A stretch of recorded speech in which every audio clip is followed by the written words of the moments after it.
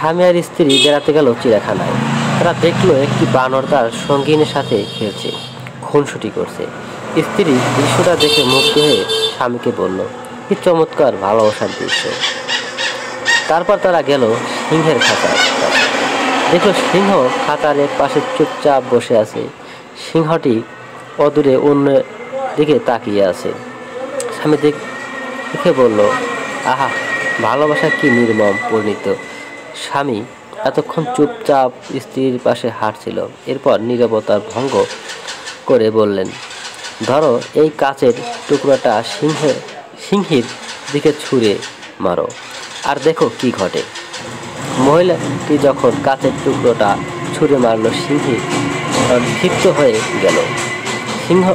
সিংহনীকে বাঁচানোর জন্য গর্জে উঠল। এবার মেয়ে বানরটার দিকে ছুঁড়ে মারল। দেখো কি ঘটে। পুরুষ বানরটা আচরণ লক্ষ্য করো। স্ত্রী কাচের টুকরো বানরটির দিকে ছুঁড়ে মারল।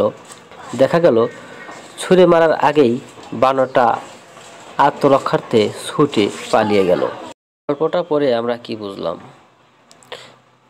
সমাজে অনেক মানুষ আছে যারা লোক দেখানো বানোয়াট অনুভূতি প্রকাশ করে।